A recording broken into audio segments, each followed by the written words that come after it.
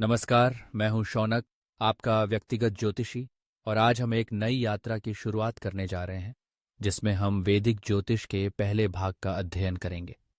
इस वीडियो में हम जानेंगे कि वैदिक ज्योतिष क्या है, इसकी ऐतिहासिक पृष्ठभूमि, महत्व और इसके पीछे के दार्शनिक विचार। साथ ही हम वैदिक और पश्चिमी ज्योतिष के बीच के अंतर को भी समझेंगे, विशेष रूप से सिडेरियल राशि चक्र की महत्वपूर्णता के बारे में। वैदिक ज्योतिष, जिसे ज्योतिष भी कहा जाता है, एक प्राचीन भारतीय विद्या है जो आकाश में ग्रहों और नक्षत्रों की स्थिति के आधार पर मानव जीवन के विभिन्न पहलुओं का अध्ययन करती है। इसका इतिहास हजारों वर्षों पुराना है और इसे वेदों के साथ जोड़ा जाता है, जो कि प्राचीन भारतीय ज्ञान का एक प्रमुख स्रोत है। वैदिक ज्योतिष का मूल उद्देश्य यह समझना है कि ग्रहों की स्थिति और उनके प्रभाव हमारे जीवन पर क्या प्रभाव डालते हैं। इसकी दार्शनिक नींव में यह धारणा निहित है कि हमारे जीवन में जो कुछ भी घटित होता है वह केवल संयोग नहीं है, बल्कि एक गहरी योजना का हिस्सा है। ग्रहों की गति और उनकी स्थितियों के माध्यम से हम अपने भाग्य को समझ सकते हैं और अपने जीवन के मार्ग को बेहतर बना सकते हैं।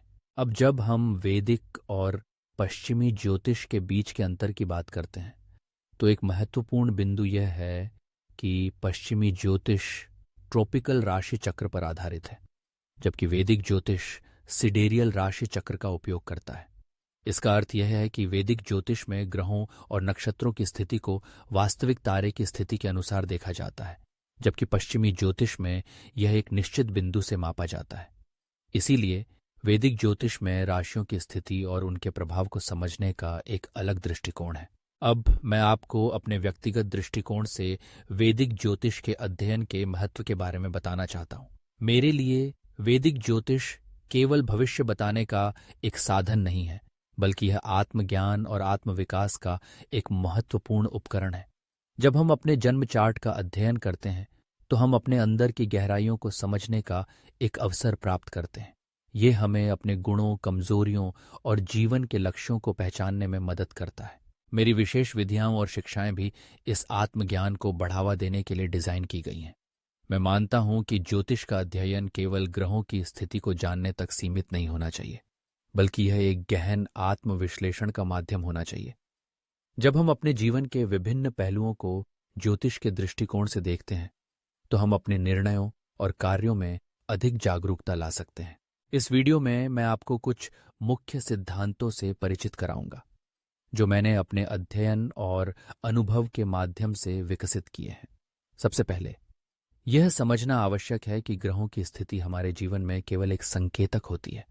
ये हमें एक दिशा दिखाते हैं, लेकिन अंततः निर्णय और कार्य हमारे हाथ में होते हैं।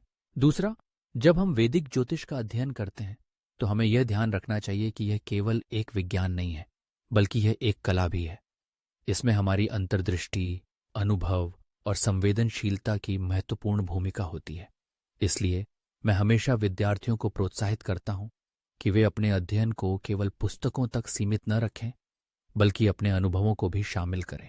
तीसरा, वैदिक ज्योतिष का अध्ययन करते समय हमें अपने इरादों को स्पष्ट करना चाहिए। हमें यह समझना चाहिए कि हम क्यों अध्ययन कर रहे हैं और इसका हमारे जीवन पर क्या प्रभाव पड़ेगा। जब हम अपने इरादों को स्पष्ट करते हैं, तो हम ज्योतिष के माध्यम से अपने जीवन में सकारात्मक परिवर्तन लाने में सफल हो सकते हैं। इस यात्रा में मैं आपको विभिन्न तकनीकों और तरीकों से परिचित कराऊंगा, जो वैदिक ज्योतिष के अध्ययन में सहायक होंगे। हम जन्म कुंडली, ग्रहों की स्थिति और उनके प्रभावों का विश्लेषण करेंगे।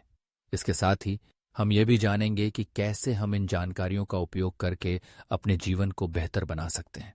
अंत में मैं आपसे यह कहना चाहता हूं कि वैदिक ज्योतिष एक अद्भुत यात्रा है, जो न केवल हमारे भविष्य को जानने का एक साधन है, बल्कि ये हमें अपने भीतर की गहराइयों को समझने और आत्मविकास के लिए प्रेरित करता है।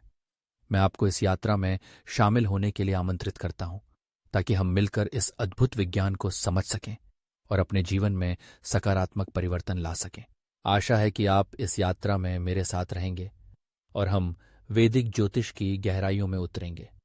अगले भाग में हम जन्म कुंडली के विभिन्न पहलुओं पर चर्चा करेंगे। धन्यवाद।